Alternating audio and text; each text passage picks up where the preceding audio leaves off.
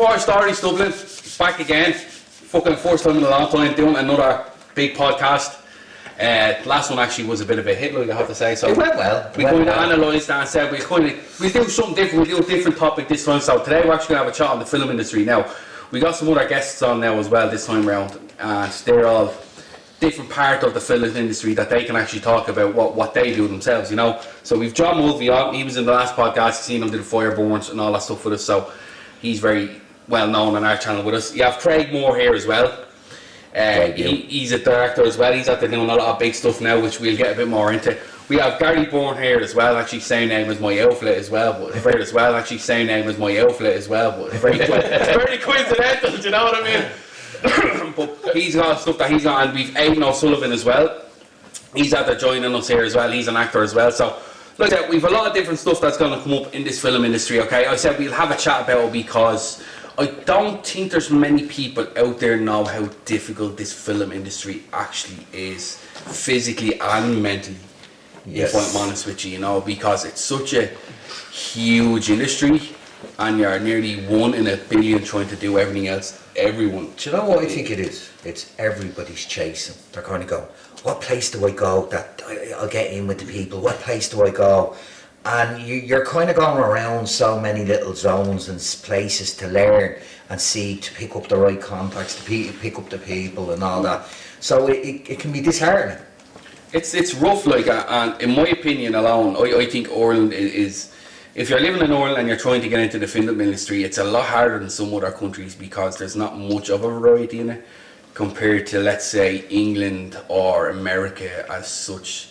You know, America is obviously the biggest kind of country in the world for the film industry. Hollywood, do you know what I mean? Hollywood's competing though. Bollywood's actually not that bad. I wouldn't say Nollywood in Nigeria. Nollywood is Nigeria, Hollywood, and that's a big one as well. Nigeria. They have a big population. They call it Nollywood. Nollywood. No. Seriously. They have a big population as well. Because they base themselves on Bollywood, and you can see the productions get a bit better. It's like you watch something, if you're watching like a Chinese production, and there's kind of times with the humour and stuff, you kind of go, oh, it's not that, it's okay, but they're developing, you know what I mean? So well, look, we'll be with some Gollywood. If we get to Mars, does that mean we're going to have a Mollywood? What would we be? Lollywood, like leprechaun wood or something like that, or what would we be called? Iowood. Iowood, no. Did we not have it doesn't sound the same as Nollywood or Bollywood or Hollywood. Oh no, did we not have a Hollywood before Hollywood? We did. Hollywood, We did have Hollywood actually, don't we? Yeah. And two actually. One in the north. One in Dublin and one in Wicklow. Well, that comes from up and down. I think it gets confusing, doesn't it? That's because Hollywood's sacred to the Celts, so it was everywhere. That's why you'll see a lot of surnames are called it. So we've waffled for a little too long. So that's it for today's episode. Thanks for joining us. So you talk about Nollywood and Bollywood now. Well, we're going to just talk to people, like, because obviously people are finding it hard to get. And we kind of want to help people. We kind of want to give people an insight, you know, and especially young actors coming in nowadays are trying to get into it, and it's confusing. They don't know where to kind of start, and that's why we have a few people on here that are fairly experienced in our eyes, are really experienced, that they'll be able to talk. Like John does a lot of the stunts. And he does, I think, did you mainly just do fire stunts, or do you just do a lot of stunts? No, I mixed them. It's fire stunts is my specialty. Yeah. But now I've done car hits, I've done falls, fighting, all of it really. That was just coming out of the pub. That was just in his personal life. That was offset, and then when we got on set. I think we have Gary on the wrong one, so he's on the comedian mode here now, so I think we have on that. And we have Craig, he does a lot of directing and stuff, like he's recently done Barry vs. the Bin Man. Yeah. And he actually has another one coming up now. I don't know the name, but I don't know whether you want to talk much about that. That's alright. John's actually coordinating the stunts and stuff. I mean, we've shot a couple hitting two birds with one stone here, you know what I mean? What more can you do, like? Yeah. And then you have Gary, who's done a lot of stuff and background stuff with the likes of Vikings and Game of Thrones and whatnot, you know. Stuff. That's exactly what I mean, like a lot of stuff back behind the scenes now. That's actually... And also an actor. Oh, no, don't you worry about that. Can we cover ourselves? Oh, I'm an actor too, looking for work. That's me on my number. My card is just going to be on. So, Aidan, we'll get to the main bit of it. Do you want to tell us about yourself? My word, this is like a confession then, isn't it? Yeah. A little bit. In isolation, so start talking. I suppose from Donegal, moved to Dublin about 12 years ago. I used to live around the corner in Walkinstown. Yeah, I remember that. But I just came to Dublin to get more acting work, but I like living in Dublin. It's a good spot. But I think you're talking about younger actors, that kind of thing. There's lots of actors all around Ireland now, and these days you don't really have to be in Dublin because you can do Zoom auditions, it's like self-tapes, that kind of thing. But for me as an actor, I like living in Dublin because you're more kind of plugged in. You can go watch plays, you can go to film festivals in Dublin, that kind of thing. So yeah, for me, I suppose I do acting and voiceover as well. Do you do voiceover? Oh yeah. Why, do you not like my voice? I know. Well, I tough the mic. No, I didn't know you Mute the do mic. voice acting. Well, yeah. Well, I mean, what do you call it? It's more kind of the commercial voiceover. I mean, I suppose it is acting in a way. Yeah. It is. It is. But I want to get into the animation character voiceover as well. I thought you were an animated character. I want a stop motion character. That's what I do. No, but seriously, I think when you're acting voiceover, but I also would do like production assistant work sometimes. Yeah. Like like Gary was saying, he does some behind the scenes kind of work. That's kind of like somebody you know who's making a film, the producer, can give us a hand for a few days. And also, film festivals. Get involved in film festivals. That's a recommend. You're talking about younger actors. Yeah. If I was a young actor, whichever you prefer, I'd volunteer for film festivals. Like the Dublin International Film Festival, it's on now, Galway or Dublin I've never International. been at any of them international film You festivals. haven't been to any film? Never them film. There's one on in Dublin, right where you live, right now. I know. like the closest one I've been to, I think, was the Kino. Oh, right. That's the only one I've actually done, believe it or not. Well, shameless plug coming up, but there's a film festival coming on at the end of the year called the Dublin International Comedy Film Festival, and I'm involved in that. Can you tell by the way I brought that up? Very, very skillfully done, yeah. And how many films are you in it? How long have we got? Are you in 5? I'd say, I'm not sure yet, we haven't we're going through we have to get the submissions first. What was the one, that joke you said at that time we done the audition? What was it? Something 21 feet? 20 steps? It was a play. Yeah. What was it? 39 steps. 39 steps. What was it? Yeah. That's what I because we took the piss out of it before. That's what I thought you were trying to talk about. No. Aiden is fairly prolific. If you have a part, contact Aiden. Hang on a minute. Doesn't matter what. The Irish Christopher Hang was. on, I have a flashback of doing a short film with Paul years ago. I swear to God, okay. I was in character. That's what it was years ago. It was about 9 years ago, up on the side of a hill in Wicklow, freezing cold, coming at the dark night time. And it was all an improv film. It was one of those films in a day you get a script and you go out and shoot it. And we were all in danger, and Paul was our leader. And there was a baddie after us, or a monster, or something like that there. And so we were all we're running around the forest, scared and all kind of crack. And then we looked to our leader to help us. And Paul turned around and goes, "Fuck yous!" and ran off and left us to the monster who was going to kill us. I swear to God. That's not very soldier-like. I mean, I got to fight another day. That was, I mean. That was some one-liner there. Fuck yous. Well, you kind of try to do things on the spore. Like that's the thing. You kind of, when you're starting out, I think we did the Keynote Ball, wasn't it? The Dublin Film Group we were involved in. Dublin filmmakers. Dublin filmmakers, and we breakaway literally try to get experience and get things going because you really don't know. Like I see sometimes people are talking about making big films now, and they haven't done the little steps. Yeah. And if you don't do the little steps when you actually do something proper, you're going to make mistakes, and that's not the place to be making the mistakes. So I was very glad of it. It was good crack. We could crack. We could crack. You're looking around. I mean, you made good contacts. Like when we were starting off doing all the kind of the short wee films and the film challenges, you made good contacts. Look, Aiden, you met Aiden that day. I did. And his life changed forever for the worst. But no, that's what I'm saying. Like you meet lots of people and you're all learning at the same time. But yeah, good crack that. I think it is a thing that, like, as I said, people kind of have this idea that I want to go in on the top end. Right. That's grand. But the reality is, sometimes you're best learning to see what happens. Like, 100%. because, like, you know yourself, Gary, you're making your films, and seeing what you've seen on the sets from Game of Thrones, from Vikings, you know what's what. So when you're actually doing your own, it's kind of like you're making a cut down version, isn't it? Well, you're learning really, you know, I mean, you're going, what's necessary? If you're involved- what can I get away Yeah, if with? you're involved in productions like that, you're learning from the best. Yes. Do you know what I mean? And then obviously not that kind of budget or anything else. Yes. But like you were talking about for young people as well, how I started off kind of learning my acting chops on film was doing student movies, because they're freebies, okay? But you're kind of learning as you go. Yeah. You know, and you know each one gets better and each one gets better. Then you learn about the character development, that kind of thing. Which so you Camera learn, work and working with cameras. and working with set, cameras and everything else on smaller productions. Okay, so sometimes you can get lost in the whole hullabaloo on like stuff like Vikings or Valhalla or Game of Thrones or whatever like that. So you can get kind of lost in it. You know what I mean? Unless you're actually going up to the cameraman and saying, "Can you show me what you're doing?" You know what I mean? Whereas on a smaller student kind of thing, everyone's like you're saying, everyone's learning together. You know, but you have to kind of learn from the bottom up. You know, Yeah. and then from an actor's perspective, you know, you get better each part you do, okay?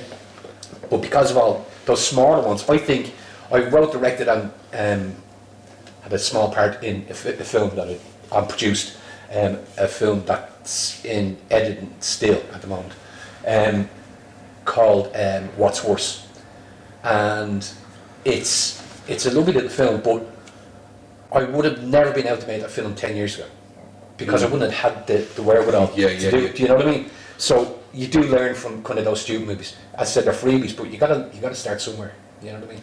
Then you start getting paid. And do you think, in your opinion, right? Let's say for a young person, like obviously they have to start somewhere, okay? But in my Sometimes it's an older person starting as well. exactly, that's People true. Yeah, coming in. that's true. But like, Some of the best. let's say for example, they go and they start off in the likes of Vikings and stuff like that, like Vikings or a Game of Thrones production. That's Extra work. yeah, that's exactly it. I'm doing extra My work. first job in Dublin as an actor was extra work in Vikings. Great experience. If they went and done that, right, and let's say they wanted to go and then do their own thing, they went and done that, like, Jace, this is great, I think I want to go and do this. But like, talking about budget then, is something that some people obviously don't take into consideration, because they go and do it, they're like, right, I'm going to do it, it's going to be great and all like that. And their expectation is so fucking high because they went to a huge budget kind of show like a Vikings or something, and then they go and do it, and then they're offering to pay people this year, I'll pay you this, just come on my movie, come on. They have nothing, they're just standing there like... There's also when I was on the long night up in Game of Thrones, it was $1 million a day they were spending. that's right. And if they got 2 minutes footage, that was okay. 2 minutes footage. How long did it take us to film the Battle of the Bastards? 4 weeks? 5 weeks? Oh my God! Yeah, 5 that weeks. was something else. And they remember, and like people like when you see the shots you see, and you go, "Wow, what was involved?" They had like what you have on the horse racing. Remember the setup? Yeah, I remember the it. truck on it, the whole lot. Well, what I'm saying to you is, see, that was like we were crazy. there for 5 weeks, and we were rehearsing for 5 weeks before that as well. So Yes. you're talking 10 weeks Yes. for 20 minutes. Yeah. Because you'd swear I directed. Now, the see, 20 minutes because got people were worked calling me after it was shown on the TV, going, "Geez, that was fucking amazing," you know. And you're like, "Sorry for the language." That was amazing. And like I directed or something like that, but I was there going, well, you would think they would have given us the full episode, because you know what I mean? Yeah. But it was like that cost. Jesus God knows how many. What was there? 500 kind of people on set, and It was 4 different camera ridiculous. crews. Like that's the thing. Like when people think of all these film productions and all, they always think of, oh, it must be an actor, and then they forget you've got your actors, you've got your camera, you have your sound, you have your lighting, then you have makeup, Sure, the then guys- you have costume. Like if you're on a film and it's great, and the costume is wrong. The guys spraying the snow onto the trees. Yeah. Like they were there for 2 weeks spraying Yeah. that snow onto the trees. By the way, guess what the company's called that sprays the snow onto the trees? Snow Business. Oh my word. That's That's brilliant. That's the name of it. So business. Yeah, very original. But see, when you mention all the people involved in like a big battle, And that's where you're catering. That's one of the most important if you're running a big set like that. But you talk about like, the big battle scene. Locations. You talked about like all the people involved in the big battle scene. But if you think about the stunt people then, big battle scene like Battle of the Bastards or Gladiator, All the probably stunts are always thrown on foot at the front, aren't they? Yeah. Do you reckon there's 100? Do you reckon in Battle of the Bastards, like 100 stunt people on that, like stunt women and stunt men around the So world? what if it was good for you on that? I know Like you've about got 100. guys on it, but the thing about that is like you shoot so much. Like I remember doing a thing in Vikings season 5, I think it was. You might remember up in Hollywood. Yeah. We shot that for 4 or 5 days, but by the time you see that on screen, it's 36 seconds. If even. Yeah. Yeah. And all the rehearsals as well and everything. Same as the boats on Vikings. Yeah. Like, we could be there for 3 weeks, and we're in maybe 2 minutes of one Not episode. much at all. Like Vikings was my kind of first kind of main experience in going into the film kind of world of things, right? And I remember I always got so excited the first day I got there because like we were going into castle, there's all of us and we were all going in there like, right, we're gonna get ready. I was like, yeah, let's do this. Sword, shield, Yeah, let's everything. do this. I'm ready for this. I'm ready for this. Like, and then I think because they have to keep doing, it so much and so much. They're doing the same thing for like most of the day, and then I'm kind of like, right, I'm getting bored standing here now, and my feet are killing me, my legs are sore. What's for lunch? I'm starving now. Do you know what I mean? There's a lot to be said for being a grey man. That's Never what try I to be a camera whore. But what's funny, right? I always kept getting annoyed, right? Because whenever there was a big fight scene, I always wanted to get front right toward the camera. So I'd always try and push myself up closer and closer, right? But I couldn't. And I was like, what's going on? But it was always the realisation now, looking back, that I was like, it's always the stunt people that get thrown off first, because like, right, if they hurt themselves, it's okay. Cannon fodder. But like, I let the extras hurt themselves. For the actors, Yeah. to protect the actors. So we know what fight's going on, we kind of know what way it's going to go. So for any extras that kind of want to kind of get closer to the action, closer to the camera, we're there to stop them, to help them. Plus, is to help the actors, so they don't clash and the scene's not messed up there. It just makes everything totally worse Yeah. for Because everyone. if an actor gets hurt, like you see on the Indiana Jones film, They have to shut it down for like they have to days. shut it down. You're talking Yeah. CGI, and Unless you're Tom people, Cruise. you're talking Unless you're Tom Cruise, yeah. No, it's a funny old thing. Like I remember, like I didn't think to get into anything, right? And I didn't. And one day I was saying, some of these was telling me about that Vikings, and I thought, oh yeah, I might go for that. And my mate says, you won't get that. So I went for the audition the first time, didn't get it. Then I proceeded to be on some Irish TV thing on TG Carter, learning how to play an instrument called Gleig and Kyo. Then I done that. And then I went, oh, that was a bit of crack. Then I got Vikings. And then I said, then they were like, oh, you won't get this, you won't do that. And I just had no plan. It was like, if an opportunity came to me, I took it by the hands. Do you know that way? There's no wrong way to Yeah. start. Because like someone would say to you, oh, we do short films, would you like to try? And because you were like, okay, I'll give that a go. And I would say that to people, give anything a go within reason. Do you know that way? Because you don't know. But I think you mentioned like Dean, you're talking about younger actors coming up, like wanting too much too soon. Like take for example, like you start off doing. Well, I started off doing like student films, then unpaid, and like film challenges about 10 years ago. But then I started getting like featured extra work, and the next thing is like, oh, we'll give you a line. Oh, great! The next thing you've got your one line. Then the next thing you've got 2 lines. Yep. So like extra work, then you get featured extra work, and then like a featured extra with a line, and they build yourself up then. But also like I find like get together with other, create your own work. If you're a writer, create your own work. If you're not a writer, find a good writer, a good filmmaker, and yeah, get everyone collaborate. If everyone likes the script, the DOP can get on board, sound, actors, everything. And send it to film festivals. Yeah, That's the big thing now is send it to film festivals. Yeah, that's a good way to get yourself noticed and get more work. Craig, that's been your avenue. You've been using film festivals to get your name out, haven't you? Yeah. I mean, in terms of like how I started, I was a set photographer. That's how I got in.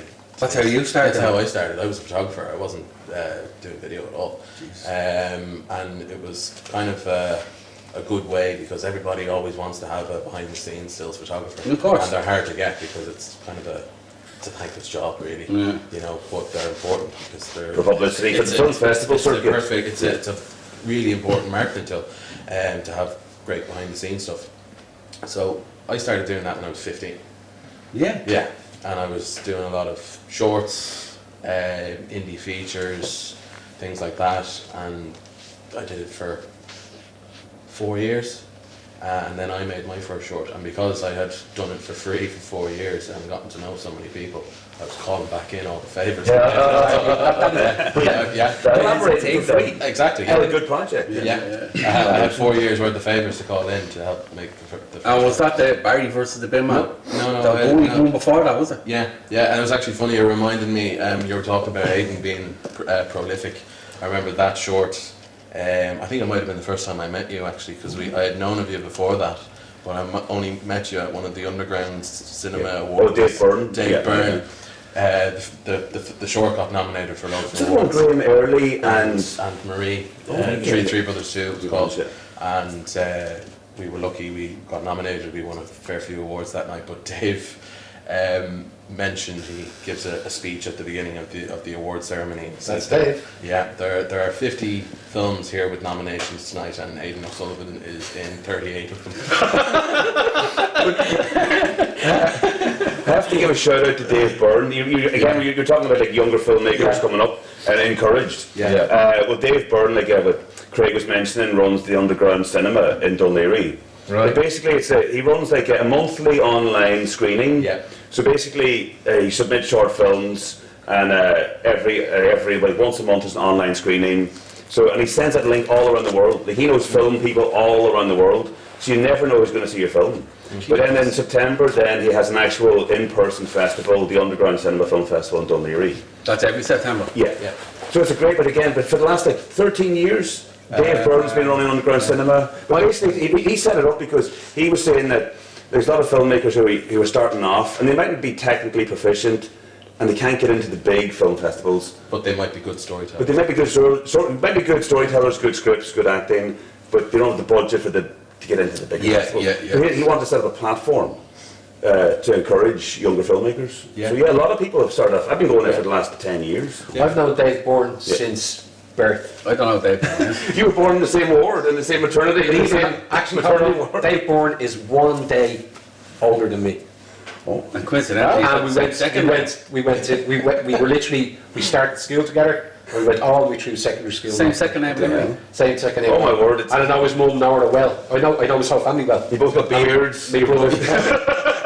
You're on the film. It's like you're like twins in a way. He's a bit taller than me, but So we're like twins. so yeah, the movie. Oh, like the movie. A good one. no, Dave, I've known Dave my entire life. My brother Paul, he's an actor as well, and Paul and Dave started off together in the whole acting thing, doing with Blue Moon Theatre Company in Dunleary, and they put on some brilliant productions. Yeah. They really did. Like, did you see Dracula? Yeah. Like, my brother played Renfield in it, but the whole Colin, his brother, did this set where it revolved. This was only in the Kingston Hotel in Dunleary. Yeah. But the set was unbelievable. It's like a revolve. It's circular, and then Paul's there in a straight jacket. It was absolutely brilliant. So Dave's been in it, for quite a while. Paul Ward as well. Yeah, Paul Ward. They're like a double act. Paul Ward and Dave Byrne. I think Owen Quinn's involved as well. Oh yeah. No, I've known them my entire life. They're nice lads. They really are, and a real passion for it. Yeah.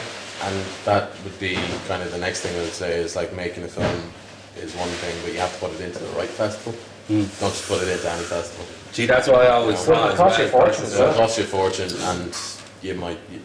Is some of them free, or what? Like what way do some of them They all work? depend. Like take there's something called Film Freeway. Again, I know a lot of people watching might know this, but for the younger ones starting up, Film Freeway. You join that there, and so if you're a film festival, you can go through that there and see what films have been submitted. But also, if you make a film and you want to get it out there, you submit it on Film Freeway, and you can send it to any film festival in the world. But no, Craig probably knows more because he's a filmmaker. But they talk about the film festival strategy, and the film festival run that they call it could last for 2 years. Yeah. And you have to decide, right, if I get into this film festival, then if I get into this one, then other people will see it's in this one and then want it in our one. Yeah. I think some kind of strategy. You think? Yeah. Indigo is quite a good one, isn't it? Yeah. Do you know what my thing about the film festivals, and I always not held against, but it's kind of a toss in the coin, is you can't show that film publicly. where like Yeah, I'm you can kind of put say, it on YouTube, put on you can't put YouTube, it on- get some, Yeah, get that's some, what get I to thought, yeah, people. yeah. That's after, I think you do that Yeah, after. you can no? do it, and it's that time period where you're trying to get the word out, but you're just relying on the film festival. And I always think if they broke that rule that they could Why put on would they do that? YouTube, Why, like... it could it'd open it up a bit more. I would I know, think. but you can do it something like what Sal's doing, right? Where he's not showing you any of the film. Yeah. He's just giving teasers all the time, you know. And it's, you know, it creates that alone on social media creates a kind of an appetite for it. Do you know Or what I mean? what you can do is this here, like some people do this here, so they get together, like filmmakers get together and go, right, we'll rent out like at the Dot Theatre or rent out a wee cinema, nothing big, like a small cinema screening. Okay, we'll do a programme, we'll take in one of Craig's short films, Three Brothers 2 or Bivers the Men Man, you know, we'll make a like, programme of 8 short films, like 15 minutes, everyone clubs together, rent out a place, and then invite like other producers, directors, casting directors, even film festival people. Yeah. Come along, like a free invite. Come along in Dublin City Centre. The unfortunate thing is that that can be kind of spray and pray as well, because they say they're coming. Oh yeah. You know, so that's the other thing. I went to Connor's thing in Dot. It was great in the Yeah. theatre, and Sal was there. It was really good, but there was meant to be so many other people there that said they were turning up, but they didn't turn up. You know, so in that way, you know what I mean. There's also like though the thing is though for people with film like, and this is actually something that was only thing a friend of mine. You knew Andrew McClay up north and all, yeah? Yeah, no, yeah. Like he's now doing theatre and he's loving it. Now some people, I was never one for theatre. Yeah, can I? I always just loved film. But theatre for some other people, but people are forgetting is like, as Craig was saying, you were only doing photography. Yeah. That was it. You were just on the door doing a bit of photography. No one was thinking it was anything important at the time. But that got you into somewhere. So I think that's the thing that like that there's so many positions that people should be looking into. Like it's always finding the right person. And one thing I would say to people is be careful on the course, because let's say a girl wants to become a MUA. Isn't that what they call the makeup artist? A MUA? Yeah. Not makeup artist, MUAs. Yeah. MUA? I didn't realise that. Yeah. And so when they go up and the whole lot, but there's people to talk to. But you want to have, the thing I found about going on anywhere is you want to have your homework done before you go on the day. Not that you're not going to there to learn, but you're going to try at least have some of the work done yourself, you know, that way. That's what I felt. You know what I mean? So there's multiple avenues for everything. Like, in the stunt game, what would your advice to be people to start up and to get going, and what would they do? To get into stunt work. Now, when I got into stunt work, I was an extra, done some acting, and then went to do stage combat. Yeah. So once you have martial arts behind you and movement, trampoline work, even dance, once your body can move, and from there you kind of just go and learn. You go and do different courses. I've been lucky enough to do courses here, in Norway, Denmark, England. And even the guild. I'm independent. That's the thing, because I've spoken to the lads that are in the guild, but then they can only do stuff that's guild affiliated or something like that. Like they're kind of handcuffed. No, it's not really. It's changing. Like, I've been working with the guild on TV show, the past few months. It's a lot more open nowadays. Is it? Okay. Yeah. And the guild, they've got great guys there. They've got an amazing crew. But it's just who you can learn off. I'm lucky enough. I've learned off an awful lot of really good people in Ireland, England, and like the team up in Denmark that I learned off. I still work with them. They're amazing group guys. Great. And to do what you were doing, the fireborn, that was you needed to Like, branch out. I done a fireborn, my first fireborn about 12 years ago. And it was amazing. It was like, oh my God, I want to get more into this. So I went and travelled and learned more about it. And now that I've seen exactly what you can do, it's amazing compared to like what you thought you couldn't do. Yeah. Because with the stunt work, It's so like I've done like I did the unarmed combat course and the rapier and dagger course. Yeah. There's so many different levels. There's unarmed. Oh no, so like it's like a dagger or the Rapier and dagger. But it's mad. It's like it's interesting. There's so many levels to stunt work. You start off unarmed, then there's like the swords, then you move up to like the fire. But it's not. There's so many different levels. There's loads of different levels, yeah. And I've talked to a stunt guy. There's some place in Chicago, some big place where they go to. Some people go to train. Some big centre. There's loads of centres. loads. There's a great one in France as well. Yeah. But there's so many levels. I mean, there's like about 20 courses you can do. Yeah. You really get stuck into it. Just need to Let her out, Dean, don't worry. give Gene a We're meant to be serious for one moment. It's a serious podcast. No laughter. No laughter, no. Bloody chill. The gas thing is I noticed about stunts and stuff like that was, you know, because I've been watching action films for years. You watch John Wick, and then all of a sudden, the choreography seemed to change in films. John Wick. So when you were looking at John Wick, they were doing the kung fu thing, and all of a sudden everything changed. And then when you watch a production, you see like the influence. So like you kind of think like everything's going this way, and then it just changes. You know that way, and I think people are like. Even the weapons training and the weapons stuff, like as I say, swords and the guns and all, they have to have the safety. Right now. I was talking with a stunty on Valhalla. He did that film Batgirl. Okay. Right, Yes. I can't remember his name. Lovely bloke. Gavin Coventry. Gavin, that's him. He stood on top of an oil tanker with the flamethrowers. He showed me. He showed it to me on Gavin's his a great guy. great guy, but never be shown. And it's like because he couldn't wait to show people. He's like, look at this, and then they just They show bin it. They show it back there completely. Yeah. I've seen some of the behind the scenes footage of it. The stunts are amazing. Yeah, it's amazing, but whatever happened and they just got canned because the stuff they've signed, they can't show it. So they can show it because show it to friends, family, but they can't put it up anywhere. But some of the action, like Gavin, I see some of the action. He done amazing. Some He's standing on the back of an oil tanker that's going down the street with two flamethrowers. yeah. It's unbelievable. This is from stunt work, John. I'm curious myself. Like, what's the most maddest or dangerous stunt you've ever done, or would it be like falling backwards from a height or something like that, or? I've fallen backwards from. I don't like heights. I still have to do them. Really? Yeah. But like, what's the highest you've fallen off or backwards or? 10 meters. Yeah.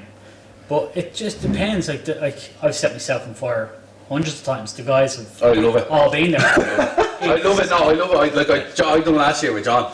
And Did you light him up? Did you set him up? no, but he set me up, and I have to say, like, you're weary at first, aren't you? Like, you were there one of them. You're weary the first time I've done it. I was weary. fire. And I think he knew it himself because he's doing everything in his power to try and relax me. But I wasn't. And then I think what kind of got me a little bit frightened more at the time was that your eyes were covered, so you actually couldn't see. Gel. You put like gel on you or You couldn't something. really hear it. And so in my perspective, it's like all my senses were gone. So I didn't know what's going on, where I'm going, or what way this is going to work. And then blew me up, and honest to God, like, it was the best thing that ever happened. Like, I know I'm going to be down there again at some point doing more. Like, I don't What's it like being on one of those the tannings? Tanning I've done that, and it's not. I tell you. It's like the price across It's like you just get. hands. It's like you just get very heavy. That's how I felt. It's like you get a wee bit warm from the back. Like from the back for me, it was like it was getting a wee bit warm, but I was getting very heavy. It was like as if something was trying to drag me down a little bit. You know what I mean? But it was brilliant. I have to honestly. say, my missus said to me, she says, it's the happiest I've ever seen you in your life when you've been set on fire. Do you know what I mean? I honestly, what happened when I got set on fire, I'd done it previously with paraffin. Unfortunately, so remember they were giving all those lantras out with Vikings? Yes. The paraffin went on, and my hand went on fire. And I just loved it because I loved the Ghost Rider. That was the night scenes, weren't they? Yeah, but even before Vikings, and I just thought this is amazing. And then when I got to do it with John, I was like, this is brilliant. And then you think, oh, you just get set on fire, and everybody thinks it's the fire bit. That's like, for me, that was like kind of, oh, that's it. But it's how you move with the fire, how you react. Yes, there's so much in it that I was looking at people's burns and how they would treat it, and like it was, I think we were watching. Was it the guy, you had that guy from England, Billy, down the course? Billy, yes. And he gets set on fire, and he basically runs like a lunatic up onto a bar. And you're like up onto the railing and falls down. But that's what happened if someone got set on fire. He did everything exactly, and I was like, well, he knew what he was doing. Can I ask you, like, what's the longest you've been on? What's the longest you've been on fire? Is it like a rule where it's okay after like 30 seconds, after a minute, you put out like they did the fire extinguishers or that kind of So thing? the Or director would love. do you have a signal? Do you go, right, man? I'm starting to feel very hot all of a sudden. So And the then- director would. They normally say 22 seconds. Oh, that's the max. Not the Or- max, but for a camera they say 22 seconds. Yeah. I was in doing a film in England here just before Christmas, and all they wanted was 10 seconds. But like I've done burns where you can go for a minute. I see one of the Conge brothers, not Tony, is his older brother, Brendan, Brendan. yeah. He was on fire, and it seemed like he was on fire for ages. He was just sitting there calm as a breeze. He was just sitting drinking a cup of coffee. He was having a cigarette. Yeah, That was Joe. Joe, yeah, that was a great one. that was on, but Yeah. it was for ages. Yeah. Like we were kind of, I was on the marine department, Yeah. and we were like, is somebody going to put him out? Is anybody going to go over to us? So with that, he would have a signal to the safety team. So again, it's him learning over years and years and years But so calm. of how to do it. But that's Yeah, the yeah. thing is, you have to train that way. You can't just show up and say, "Oh, I'm doing a fire burn." Yeah, of course. It's you have to learn to when you're on fire to take your breaths when you can. But when I'm starting doing courses and I have guys coming in for the first time, I tell them, right, just hold your breath, close your eyes, and the more advanced you get, the more times you can do this, you can do it with less gels, safely, but with less gels, where you can have your eyes open, you can take your breaths where you need to. Joe he's an amazing stunt performer. He's done this for years. Years, yeah, He's yeah. able to sit there because he's done it over years, and he knew how to hone in on his body. So if he felt a hot spot, he goes, okay, I'm getting too warm here. I know now I have to go out. But he'd have a signal to his safety team, and they'd be watching that, and they Gotcha. won't do anything until he does like show that sign where he needs to be put in. It kind of seems like, I think I was thinking about the breathing thing. You're surrounded with gel and fire, so it kind of feels like you're suffocating. You don't think Or- you're suffering, like you have to have small pockets somewhere. Yeah, So when you're sitting there still on a fire burn, you can't really breathe because it's all just sitting Yeah. there. Yeah. The fire's there, the fumes are there. When you're moving, when you for a split second you can move away from the flames. You can take your little breaths here and there. You have to learn that. That's Yes. training. I caught that as well that time. Yeah. And see, one of the worst things I done was what we are doing with Jules was when I was on fire. Obviously, you gave this like it was a signal that go straight down on your stomach when you want to get put out. So we were doing that at one point, and I went down and done it. But because I couldn't see, there was one point I actually went to the ground too hard, and I actually winded myself. So when I went down straight away because of wind smell, I'm trying to get a grasp of air. But they had the fire extinguishers blowing down on me, and I'm breathing all the stuff from the fire extinguisher, and I'm coughing along. But that's like you said, like with the fire when you're blown away, that's a great little catch to the kind of, It's ironic, isn't it? The thing that's putting out the fire is the thing that burns your throat. isn't it? Yeah, Mad, like honestly, I couldn't. Yeah. I was like, holy shit, it was great. Like, yeah. No, I really enjoyed it. I found it really peaceful. yeah, it is, yeah. Because there's this, it's for me it was kind of this mad, almost like outer body type experience because you know obviously that you're on fire and you can see the flames, but you're cold. So there's this contradiction of senses. Contrast, yeah. You know, your I'm senses. glad we've got studies, you know that? Yeah. I don't want to, I honestly, yes, you're all trying to sell it to me, but Yeah. I Well, don't no, but you feel like I don't you don't worry about because like Yeah, even when we're doing with John, I know I've nothing to worry about because I know straight away if there's anything wrong, he's there like that. Yeah, and there's three, You know what I there's mean? three guys around you. Yeah, exactly. Do you know what I mean? Oh no, sure, it's Yeah. safe. Yeah. Just, That's I not don't my want to say that's not my cup of tea. I'm not gonna say yeah. But you know, how many people can say that they've been set on fire? Exactly. Yeah.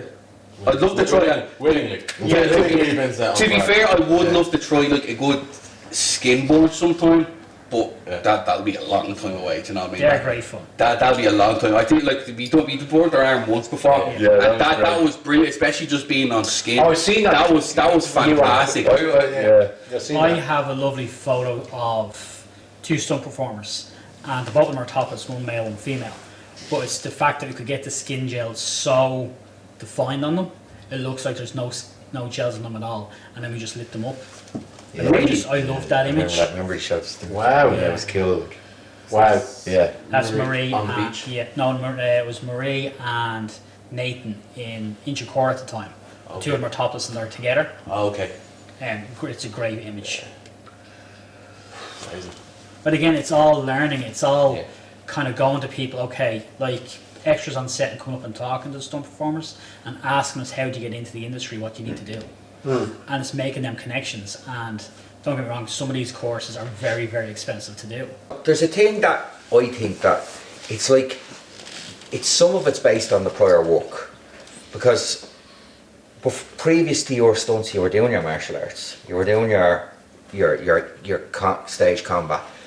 When Gary, you were running them boats, Yeah. it wasn't the first time you were ever on a boat. I've been rowing since I was 6. Six. Yeah. So 6 it's years people forget, and also that they have certain skills and stuff like that. That some of the stuff the hobbies you have can later benefit you big time. You know that way. Well, all of those rowers on Vikings and Valhalla, I know all them from the whole East Coast because I compete against them during the rowing season. You know, Yeah. so that's where most of those rowers that are on those boats are actual Rowers. rowers. You know what I mean? I tried to get some extras in that said, you know, it's down on, you know, Yeah. when extras fill out their form and say, yeah, I can horse ride, yeah, I can Yeah. row. And then, I had ADs come up to me and say, these guys say they can row. And I know, but the way they get onto the boat, If they can or can't, if they're just the way they step onto the boat, and I go, this guy can't. What, the row. way they just get onto it? And then I put an oar in their hands, and I'm like, and then I don't shout them out. You know what I mean? I'm not Mr. Thomas. It goes in the water. It goes in the water. Half of it. Pretty much. It is a tough job though. So- I done it one day. Yeah. Help these out. So I It's a tough job. usually get out and I just kind of go, you can't row, can you? And they go, no. And I say, okay. You know, because I'll be honest with you, I've never looked at Vikings and I've never looked at Valhalla. What I do is I forward it to the boats and make sure the oars look okay. That's what I do, because that was my job on Vikings and Valhalla, you know. But most of the rowers now, I mean, what they'd say to me, we need another 10 new rowers, you know, because so I usually say to them, do you want it done right, or do you want 10 new faces? So they'll go, we want it done right, but then just put a wig on them or something, you know. Yeah. Do you know what I mean? Because I mean, no one's looking at the rowers. Do you know what I mean? They're looking at the cast and the boat or whatever. Like, they're looking at the rowers. You know what I mean? So, but yeah, Paul. Like I said, I know these people years. You know, so. And I know I can trust them as well. I'm sure it's the same with stunts as well. You need to be able to trust the people you're working with. Oh, you know? have to, 100%. Yeah, particularly with you know. So especially when we were filming off Wicklow Head, and Wicklow Head's renowned for having like 3 different tides coming into one. It can be really nasty. Directors don't understand that, do they? They Very understand funny. they understand that, like, especially the big guys coming in. They understand what they want it to look like, but I had more the world is different remember when that? you're in there. I murder on Vikings, season 3, I think, or season 4 maybe, and I won't say the director's name, but he was saying, okay, yeah, just we were out on Blessing Lake and the wind was blowing around and everything else like that, and I said, we're getting blown around out here, you know, and he said, oh yeah, just circle like a helicopter. I remember that. And I was like, did you say helicopter? Yeah, I said, right, fine, put it down. And it was a bad day. I was just putting it down as a bad day. I was like, sorry, back row, lads. Sorry, back row. But boat number 2, back row. This kind of stuff. And at the end of the day, I was taking the life jackets off the lads, and this director comes by, you know, and I wasn't going to say anything, but he gave me the opportunity to say something. You know, so and he says, tough day, eh? So I just fucking said, here goes. So I said, do you know anything about boats? And he says, no, not really. And I was like, well, first things first, they don't have fucking brakes. And I went off on one. What your ass do is physically impossible. And he just goes, okay, point taken. And I honestly thought, I said, that's my last day of Vikings, you know? But he respected me enough, because I know what I'm doing, that he actually went, okay, what do you suggest? You know, so I was, well, listen, we'll tell you when we're ready. Well, And fair, then- that's not bad, because you won't get someone all that turn around and say, well, look, No, I want you to listen, do it tomorrow. in fairness, I got on Yeah. great with him after that, Yeah. you know? I got on great with him after that, you know? You're just being honest. But that I was being honest, that is the thing, like. But it was born out of frustration as well. You know what I mean? But I can understand, all they're seeing is this screen. They don't care what's happening here. Nature, the tides, you can't fight against Mother Nature. I mean, Alistair loved the man, right? He would be the marine coordinator of the whole thing. And he came up to me one day, and I'm steering the boat, and I'm making sure that the lads are rowing properly. And then he says, okay, so Gary, this shot, they want the sail to go up, right? And he says, but you're going against the wind at the moment, so I don't know how you're going to make it fucking work. And then it goes off in the speedboat, and I was saying, now, thankfully, by the time we got the sail up, the wind had died down. Just for that split second, we got the shot, came down, and goes, perfect, cut. And I was like, but it was dumb luck. Came down to you in a speedboat. What? You came down to you. Alistair came out in the speedboat and he goes, I don't know how you're going to do the shot, but just get it fucking done. I might straight back up fair again. enough, you know. So we did, you know. So we've been set on fire. We don't get study pay, but we've been the boats have been set on fire. We've gone through in Blessing. We went through the flaming bridge and everything else. We broke about 4 or 5 hours that day. I don't know how anybody didn't get hurt, but I trusted the rowers. Do you know what I mean? And most importantly, they trusted me. Yeah. Do you know what I mean? Which was stupid. But that is But we got the shots. But you do have to trust the people around you. Yeah. That's the fundamental thing. Like Yeah. I've worked on different things, and sometimes when you can see someone's out for themselves, or they're not involved in the process, as in they're looking out for each other. It's very clear, because people, once you come in with that attitude, you have to remember anything you do is a collaboration. Even if you're grabbing someone and you're the heavy and you're throwing them up against the wall, you have to remember it might look great from camera if you've literally picked them up and smacked them up against the wall and banged their head off it. But you have to remember that person is involved as well. You know that way, and a lot of people don't. I won't speak out of school, but I remember you slamming somebody. I won't say anything.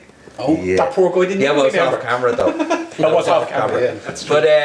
But in all honesty, that you kind of, and that was mistakes I learned, like that you go like, you say to yourself that people need to be careful with each other and careful what they do, because if you're only about you, it's going to be a recipe for disaster for other people around you, and that's a big thing. Like you said, like on your end, John, you have to trust each other. Oh yeah, 100%. Because like one thing goes wrong, it's yours names down. Particularly, the whole that's one of lot. the first things You know I what you're learned saying. on a big production like that, spatial awareness. Yes. Yes. Even the extras extras to come onto a show like that need to know spatial awareness, because they need room to do what they're doing. Do you know what I mean? But also, like, poor girl, there was an accident where a poor girl got burned, and she just stood up against a brazier that was That was up in Slane. yeah, and she stood up against a brazier, and the poor girl got burns on her back because she went up. Yeah. But it was just a terrible accident. You know what I mean? But you know, stuff like that happens. So to minimise that, if you know what I mean, everyone needs to know where they're going. Do you know what I mean? Even if they're doing sweeps across the camera, they need to know where they're going to go once they go by the camera. If they need to sweep back again, if they need to get out of the way of something, you know. So Well, it's set etiquette, more or less. Yeah, exactly, exactly, What the yeah, do's and the don'ts. yeah. Well, like I'm sure, Craig, you have to keep your team tight, don't you? Yeah. Yeah, and generally speaking, yeah. is that from a learning of people letting you down, or just trusting the people that you trust?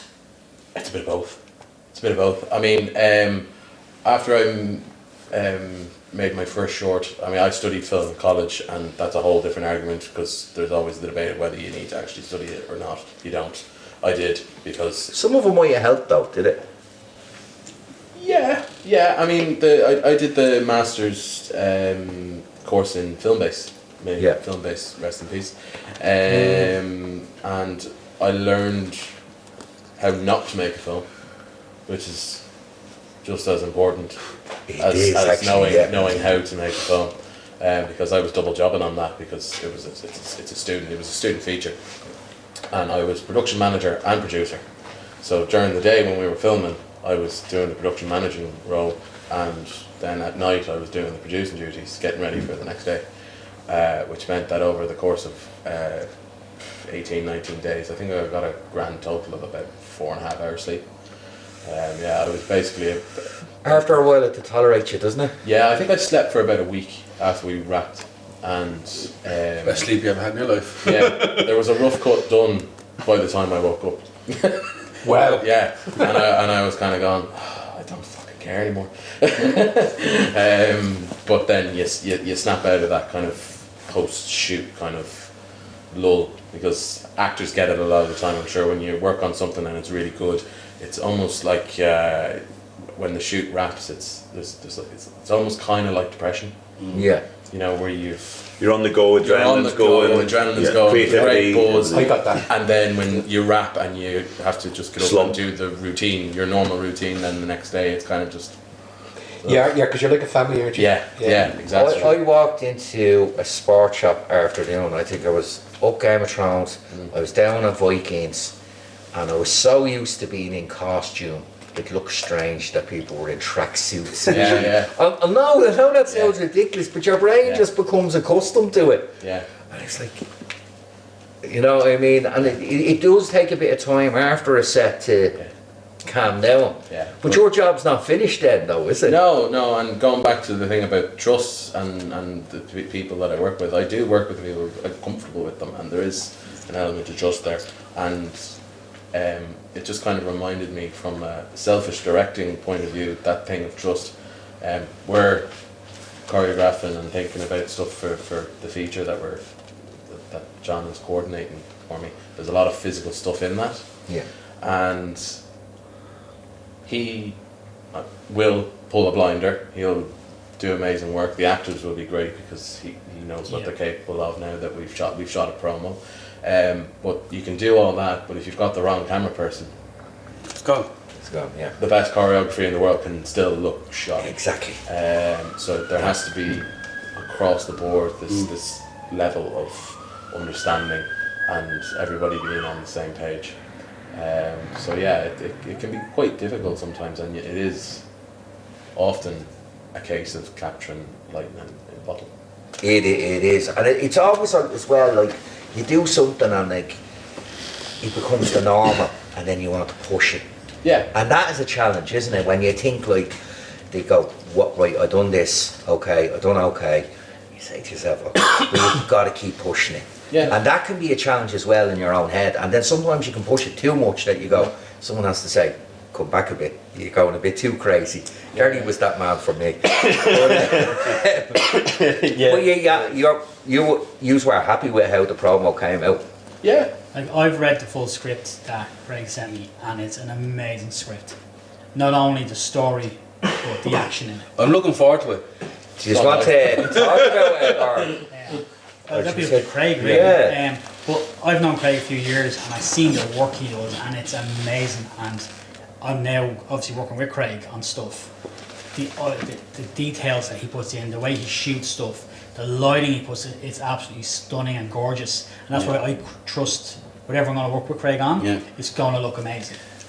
I'll give you credit of some of the other directors don't do, you know, like, there's gonna be different stunts and all that, you know, you're gonna do for future films and stuff like that, okay? Yeah. So you actually went and personally done all these stunts yourself as well. Yeah, I would never ask anybody to do I'll give you credit for that, because not a lot of directors are gonna do that. They don't care. To them, it's kind of like, right, that's your job. I don't know about it. Good luck.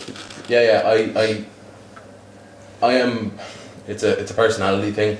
I like to know when I'm on a set what everybody is up to.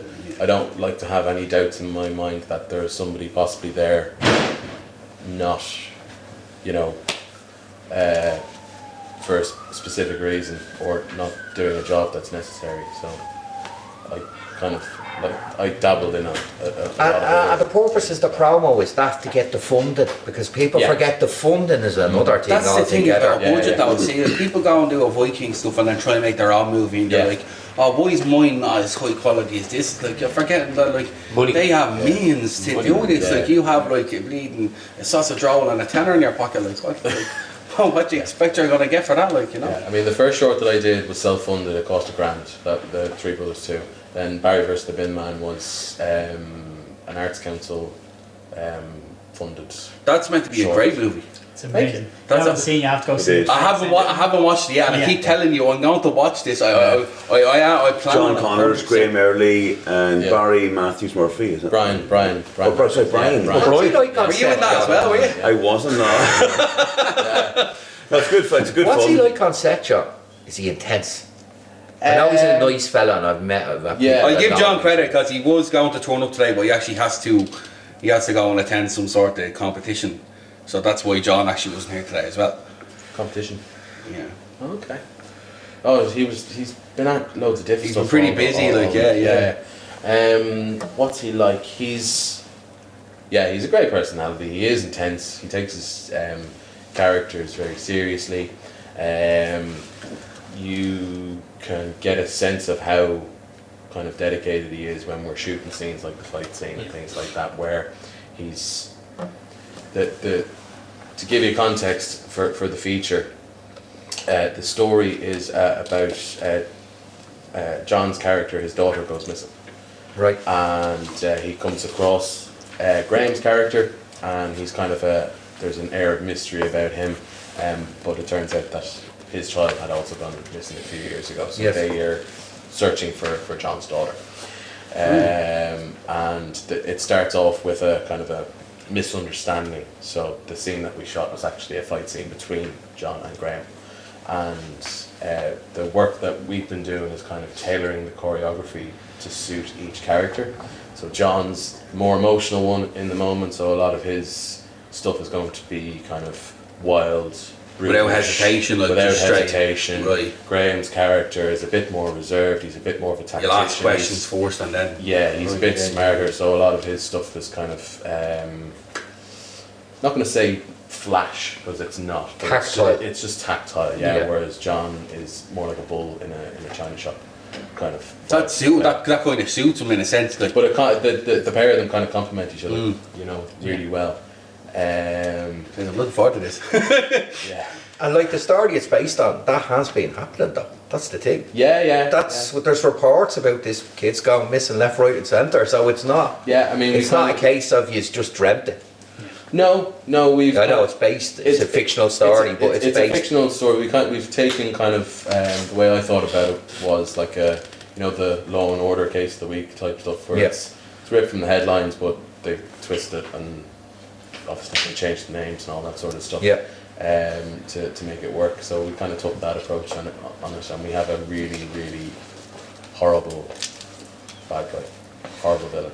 Oh really? Yeah. That's not me. Has to be. That's not even me. Hit his eye. Do you know what actually someone was telling me, and they said the interesting thing about the villain is they're usually the nicest people you'll ever meet. Do you know what I The mean? actors playing them, like Yeah, the actors playing Oh, you them. only get cast as scumbags. yeah, nicest.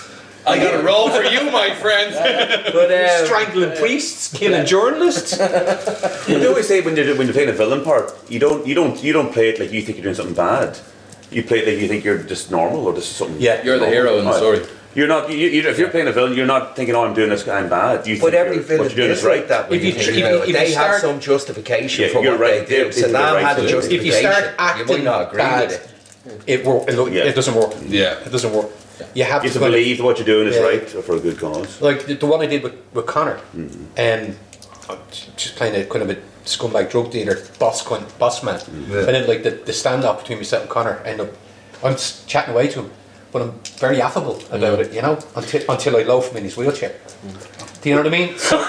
So do you know what I mean? So it's kind of seriously, bang. You set him on fire and roll him down a hill. No, literally loaf him in his wheelchair and throw him. Red Dragon style. But the ironic thing is, I'm the one who put him in the wheelchair in the first place. Oh, very good. So, Yeah, but yeah. it's so they're the kind of characters I play. But, but playing the villain, being the bad guy, the villain, or the scumbag, it's fun. It's not very. But it is great. It is great fun. But It's not very. Great, right? it's kind. But it's the smiles. Do you know what I mean? That is more. Do you know what I mean? If you go and go, yeah, it's more.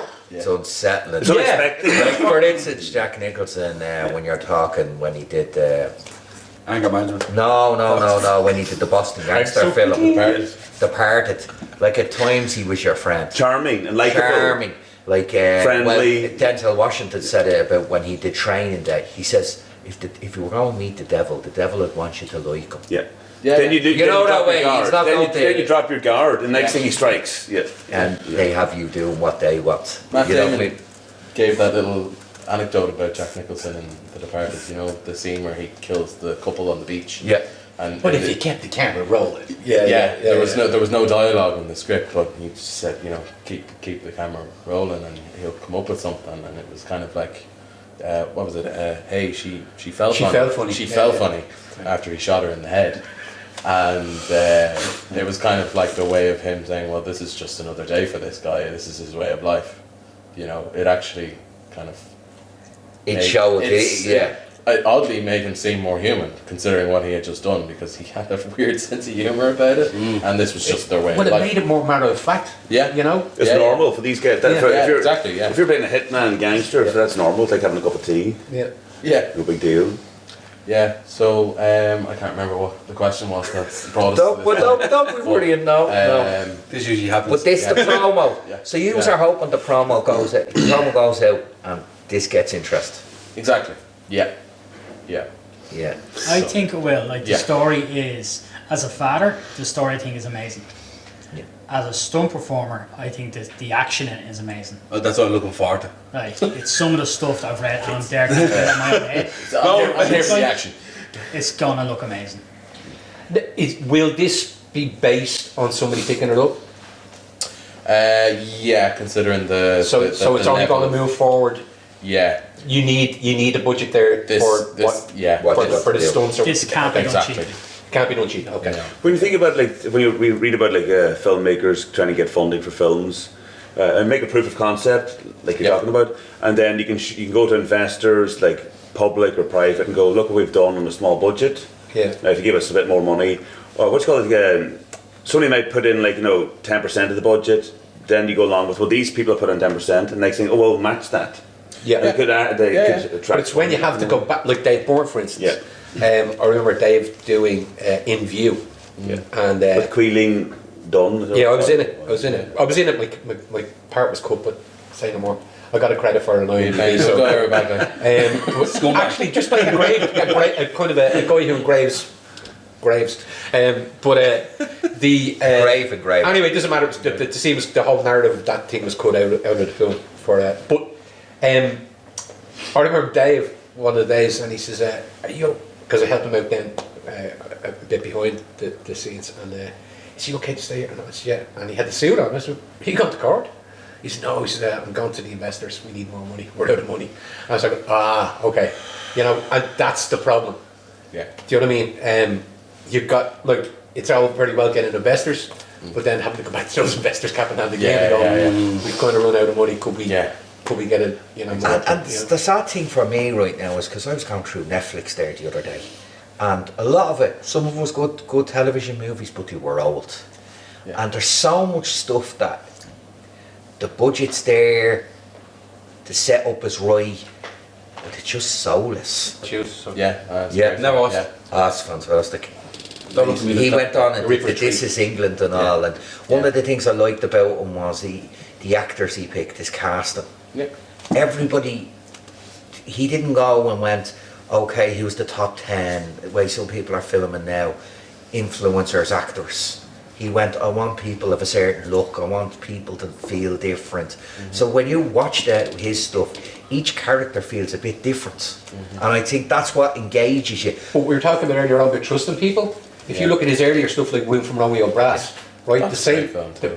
great film, Paddy Considine's in that as well. Yeah. Yeah. But and he turns from this kind of Egypt into this really Yeah, nasty bully. yeah, he's horrible, yeah. And he just turns like that. It's Yeah, amazing. yeah. But and Shane Mathers has that kind of style where he'll surprise you. The visceral punch, as Terry would call it. But the Terry McMahon. Terry McMahon, Yeah. the visceral punch. So Well, Terry um, McMahon, he, I have to say, he's a very good acting coach. Actually, we're Yeah. talking about if people want to get into acting. Yeah. That course that he does, I've done it, yeah. it's really It's actually good. really good. Terry McMahon really does an acting course there. Now, it's not like, it's good for people that I would say that you're working during the day, you're not going to just quit your job and become an actor. And to see if you like it as well. Taster. Yeah. No, but the thing is, he'll take you out of your Well, comfort he zone. takes you out of your comfort zone. Oh, yes. He tries to find where Have you done it, yeah? any Oh, yes. comfort zone you have and take it out. Actually, you know Jerry Cannon? Yeah. Yeah, of course. Everyone knows Everyone knows Jerry Everyone knows Cannon. Jerry. Except Jerry did it at the same time. But it's really intense. It's one of the better I courses. felt it was much better than going to the gate. I did part-time courses in the Me gate, too, and I yeah. felt gone run through, and they were nice people. But The thing was, I liked about Terry's class. there's no cert, put it this way, Artie, and the Terrys. Sometimes I think people are doing courses to have the cert. I wouldn't be doing it for the You cert. know. You do it for the You do it experience. for what you're getting. And I I'll be know Bow honest. Street is huge right now, Yeah. but Yeah, it's also expensive. I'm Yeah. working for Bow Street now in a few weeks for the Action for Camera. I'm standing in for the instructor who's normally there, couldn't make it this time. But again, it's The J. No, Oh, no. Marie's the Mairead, instructor there oh. now. She can't do it, so I'm standing in for her for the day. But to me, I think it's a great thing to go do these courses. Yes, it is. But always, sometimes if you're kind of just keeping your bread and butter going, understand that there's part-time versions Yeah. of these Yeah. courses as well. Of You course. don't- Yeah, yeah. People sometimes jump in I have and to say, give I up want to 3 do years of my something and I life, have to give and up I my get whole 3 life. years. You can transition into something. What I- Craig McClay said he was in it, Baz Black was in it, and when Baz Black came out of Bow Street, he basically had a cast of people he wanted to make movies with. And I think that's a fantastic opportunity. I know, but just for people to be aware that you can kind of do it as a little hobby for a while. Yeah. To just get your feet and know if it's right for you. Because sometimes, like, I've met people and they say, oh, I want to do this and I want to do this, and they go onto a set and they see the reality of a set and they go, oh, It's work. They realise it's work. you know what I mean? Like, I want to get out of the office. I don't want to be in the office all day. I want to be outside. And you're like, do you want to be pissed on by the rain? Freezing cold. Eating a cold You're sausage speaking of roll. experience, aren't you? Oh, And yes. up at 5 a.m. It's dark outside. It's Oh, I dark can't wait to get outside. outside. Like Costume before breakfast and all. yeah, and Hungry. Yeah. Lunch is delayed another hour. Oh. Oh, fuck's sake. but it's Our lunch crazy. doesn't turn up. It's crazy though. Someone takes Or someone ate your lunch. Even worse. It showed up, but someone took your lunch. Happened one time, me burger was just gone. What? Like, yeah, It's not good. It's not good. someone took it. You know, and Job that's walking people down with a forget blow that. torch. But talking about, trust in actors, Yeah. Shane, from that room from Romeo Brass, a lot of the actors that he used in that, he used in like This Is England. Yeah, yeah. He used the same kind of actors all the time, So, even though, like, that's a bigger scale to what we were talking about, do you know what I mean? Yeah. Well, slightly bigger scale. No, do yeah, you know what I yeah. mean? Like, he still uses the same kind of actors, do you know what I mean? Because he has a certain kind of narrative, doesn't he, in most Yeah. of this? Do you know what I mean? He has a certain kind of style Yes. of directing, same as Loach. Yeah. I love Loach's films, they're really good. Because at the heart of it, the story is the heart of it, and the humanity is the heart of every story. And then sometimes he shows them with lack of humanity. Root Irish was a good film for that. Because he basically said this guy doesn't really have much of a heart. It's been beaten out of him. But it's very You know what I natural, mean? do you know And what I it's mean? very natural. Yeah, And yeah. it was kind of like, I remember watching Root Irish going, I hate that guy. And I go, I don't like him. And the temptation was to make that character, the guy chasing, the lead guy, make him charismatic. But that didn't make sense. Because if he was charismatic, he wouldn't be the man he is. Yeah, yeah. Like, even when he had this, like, for a cover, he has like this fancy apartment, but he's still sleeping on the bed he would in Iraq. You know that way? Like, So, that was clever. In what my way head. was Shane Meadows a kind of a...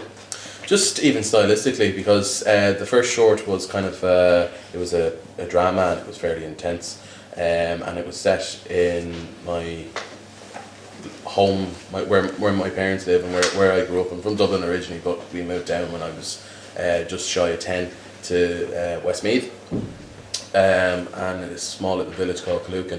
And I had lost a couple of friends when I was growing up, 17, and when I was 21. And that kind of, that making that film was like a cathartic thing for me, because I drew on all the emotions that I had. So the film kind of revolves around a small, close-knit group of friends in a small Irish village, and about how their relationships kind of disintegrate when the youngest person in that group dies of a drug overdose. So it was about kind of just the relationships, and there was... Is that a feature or a short? It's a short, but it was a 30-minute short, because I had self-funded it, and I kind of just made it the way that I wanted to make it, because I didn't have any obligations to anybody. So I just made it That's another thing. It's tough getting into film festivals. Tough getting into film festivals when it's 30 minutes long. Sweet spot is somewhere between 10, 12, 15 at a push if you can justify it, if the story can justify it. But I went all out because at that time COVID was just starting. So a lot of the festivals weren't happening anyway. Yeah, exactly. So it did really well anyway, regardless of it. So COVID I found, make or break people. Because there were some people when COVID happened went, "Do you know what? All the things I've been putting off, Yeah. I'm going to do them now." My job, And then my other job's people gone, so they that just felt do it, everything was Yeah. going Yeah. great, I mean, like banana bread. fell apart. That kind of thing. I did loads of things. I cut trees, a lot of gardening work, Sourdough. I cut my own hair. I got a good time. No, but it gave you a realisation of like, well, I had a bad injury on my leg, so I spent 3 months in a bed. Like, so I realised like what it is not to live. So when I got back on my feet, it was I wanted to see and do the things that I can do before I go. Like, I don't know if you ever watched one of the last Rambo films. You won't be able to sit on your chair and remember stuff. Do you know what I mean? I don't want to be sitting in my chair going, "Oh, I should have done that. Regrets. I should have done that." I've had a few. You know what I mean? But that's There's a what microphone drives over me, and I think you have to have something in you that drives you. 100%. You know, there has to be a reason on it. You know. But I think what it is like, you have an urge to be creative, or that's what it is. I think. I mean, otherwise, the easiest thing to do is just to get what they call a normal job and just do normal stuff, whatever the hell normal That's is. another form of acting anyway. Yeah. People don't realise it. That's true. I know what you mean. That's true. Seriously. Yeah, that's true. But in terms of where the Shane Meadows thing came from, it just seemed like a natural fit for something like that, because that was kind of the hard-hitting drama that we had. And then I went full Edgar Wright for very first time, and it was a complete switch. That was brilliant. But you have to, because I've seen both films, and for obviously Three Brothers 2, which was Craig's first film, it's actually really, really well done. It's shot amazingly. I like to sit down and and to go go watch from it. something like It's on that YouTube. to Is it? Barry and the Bin Men, it's shows to show how good Dark, it the is. comedy. Yes. So Craig can do kind of both. And that's why I love working with Craig, and this new film coming up, It's action. it's going to be amazing. I think if the right people hear about that film, It'll go well. it'll go What's well. it called? What's the film? The title at the moment is When Wolves Howl. Oh, right. Yeah. And there's a reason for that in the actual. Yeah. Well, we won't let you spoil the promo because we want people to watch it. But yeah, I think it's an important thing to talk about. And there is, like, sometimes the problem with films and funding and big organisations is they just want to give you kind of a glitzy, everything is okay television movie. Where I think sometimes we need to know things aren't okay. You know, that way. And that's what I love about like the 1970s cinema and that. They show you that things were, everything isn't okay. You know, that way. Yeah, yeah. Like you watch the news and lads come back from Vietnam and all that, and you're saying to yourself, oh yeah, it should have came back and they're soldiers and that, sure they're grand. But when you watch Taxi Driver, you know what I mean? Sometimes, and I think, and I was only watching a couple of different movies and TV points, and you kind of go, it's aged. And you go, no, it's kind of like a snapshot in time of that era, because sometimes like people try to make a film about the 90s and they get a young cast in. And it just doesn't work, because you're looking at it going, they don't even understand the references. But when you have a film made in the 90s, about the 90s, everything is genuine. They don't have to do the research of it. And I think that's one thing I always found interesting about film is it's a snapshot in time about attitudes, like even the Roddy Doyle stuff, the family and all. Like your one's pregnant, but she's still the snapper, and she's still having a few points. I'm from a generation that I remember when women were pregnant, And she smoking, still had a few points, and she smoking still and had a drinking smoke, and everything, and it was like, she's having Guinness, it's all right. Do you know what I mean? Yeah. But like today, if you do that film, like I was watching it was in like a 1916 rebellion, and how one of the characters spots someone was pregnant while she wasn't drinking, and I went, the writer that wrote that had no concept at the time. Because even when I was a kid, that wasn't a thing. Do you know what I mean? It was 100 years old. Yeah. And, no, but like they were looking at it going that they were putting modern sensibilities onto it. You know Yeah, that I know way, what you like mean, yeah. she would stop. She didn't It's like know. what he did with Valhalla. He did the same thing. It was like woke, and you're like, That was terrible. Vikings were woke. That was terrible. Yeah, they went around killing people and robbing and all sorts you know of what I mean? stuff. He made it. A woke Viking. There's an idea Yeah, for that was- comedy, yeah, for a that's- satire film. A woke Viking. It's called Valhalla. It's already been done. They show up. actually cut that They, fuck- no, they cut that out. the Vikings show I up. mean, it's amazing. The Vikings show up to they're about to pillage and steal, then realise, oh, hang on, this is not nice, and then they go around helping people, community work, volunteering, fixing stuff, repairing, and giving back. The reason he invaded Canada in the first place is because he misgendered somebody. Put those fires out. Put those fuckers in. They show up with flowers to their swords. and literally. You know, flowers. But the Scandinavians are so civilised. They actually did that, but over 1,000 It years. might be the opposite. They used to be. Do you mind me take over? You don't mind me raping and pillaging your village? Gary, you know that's going to be clipped. Probably. I don't think so. He's having rapier and dagger. The combat course. That's the mention. Yeah. That's what we laughed at. But is it a strange one about the network you build up? Like I was up north and my miss go to me and he was chatting away to some fellow on the bike and she's like, "You don't know him." "I do know him." And he's like, "How are you, Pablo?"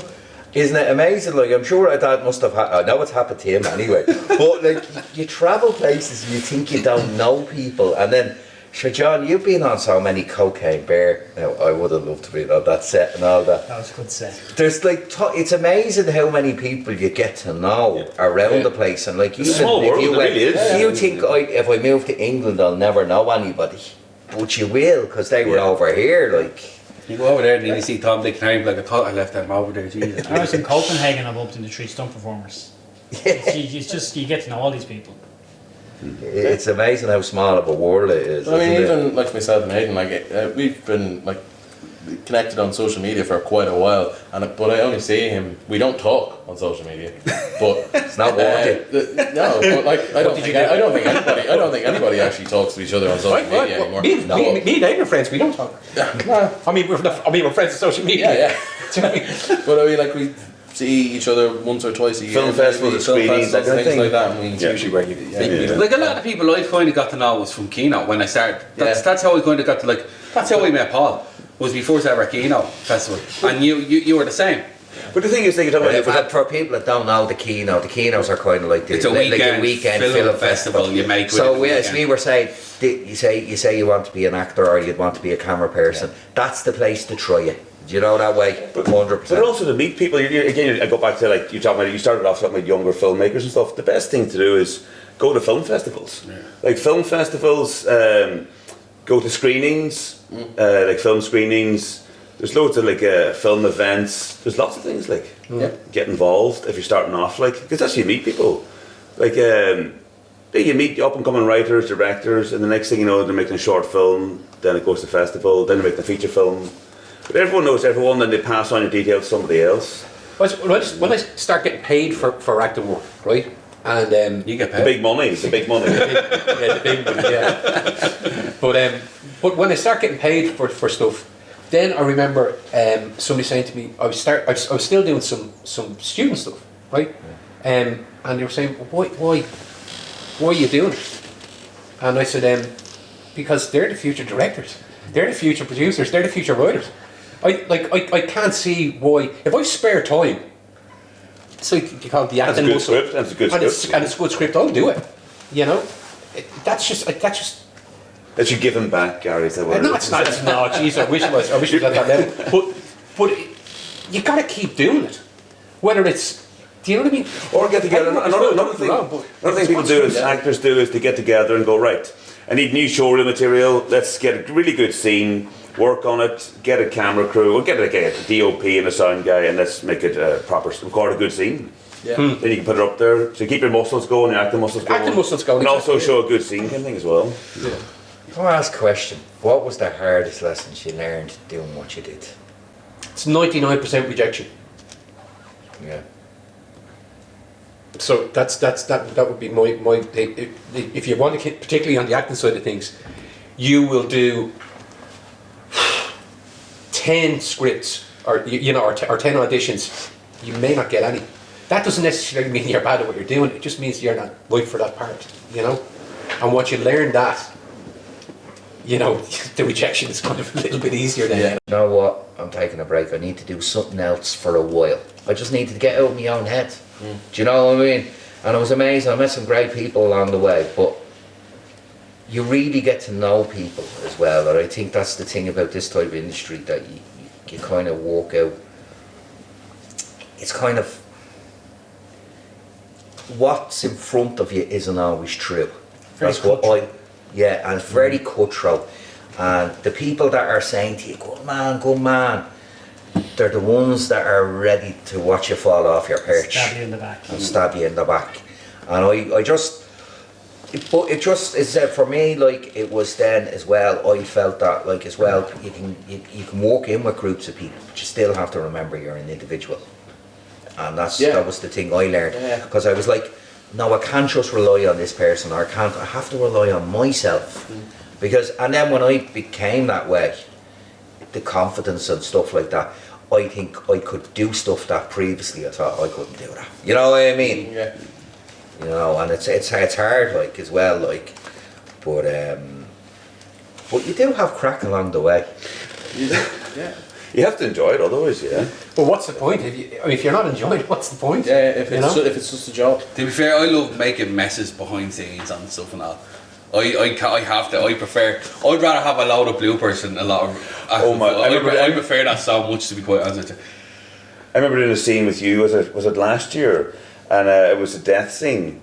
Oh my God! Two of us cracking up. I was over there.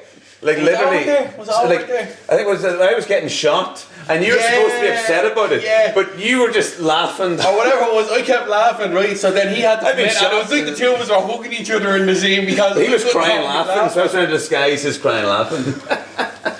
Oh my word! How many takes was that? About 10 takes for you to get the laughter out. It was actually Gérard's project. I think I set you off, didn't I? Yeah, you Oh, you were there as well. That's right. Yeah. You the instigator. There's a little bit of chaos. I'm somewhere.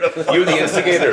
Whatever it was, I just couldn't control. Like, I calmed down, let it roll, and then something happening. I don't know what was something happening. I kept punching you in the ribs to make you stop laughing. No, I think you had to keep taking a look at me wound or something, and I couldn't hold it in because he coming over, checking out, rubbing me and all this, and I just couldn't hold it in. And then he comes over to me, come here, it's okay, and he's hiding my face from the camera, but you could see his. But he's keeping a straight face, but you should just see me go. It looks like you're crying. He's crying with emotion because I've been shot, but you're just laughing. There's So much passion. but there's Blacklisted. Oh no! Oh God! But I'm not doing this anymore. I've got it. so I don't know now. I think we might leave it at that. Okay. I'd like to thank the Village Inn for having us in Crumlin. If anyone ever wants to get on about got to do with stunts, don't be afraid to give John a shout as well. He'd either guide you or he'll give you a hand whatever way he can. If you ever want a good, decent experience, the extra, don't forget to give Aidan a shout. And voiceover. Yeah, and voiceover as well. If you want a good actor as well, don't be afraid to get Gary in. As I said, a good actor, that's what I thought. Multi-talented. Thanks very much. If you want a great director, don't be afraid to get Craig in because he has done a lot of good stuff lately. Follow me on Instagram, link in bio, etc. We will indeed. And Watch Barry in the Bin, man. go watch Barry in the Bin. What's the other one? Three Rivers Three Rivers 2. And is that promo? Is it online? Is that available? Not yet. We're we only shot it 3 weeks ago, so we're You're in the I've seen process. some of the footage looks amazing. Yeah. Well, when you are happy with where you are, give us a shout, and we'll make sure to pull up on the channel as well. Because I think that's one thing in Ireland. There's a lot going on. I want to push what I want to push, but they don't want to push the people around them. And I always believe if everybody rises together, we'll get somewhere. I want to help everyone as I can. I want to push everyone. So come here. I want to push you first. Push me off a cliff. Is that what you're saying? So raise the floor, don't raise the ceiling. yes. Exactly. He's like crumbling Jesus. You want to save us? You want to save us? A rising tide. We need this whole saving. ship, so that sort of stuff. I only take a drink on 2 occasions, when I'm thirsty and when I'm not. There you go. I didn't rob that off the wall.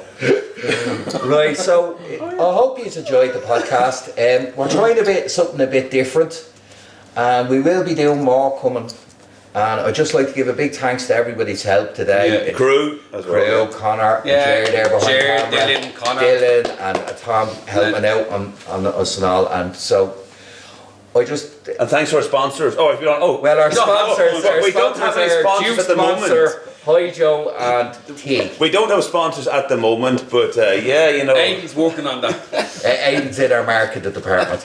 But, So refreshing.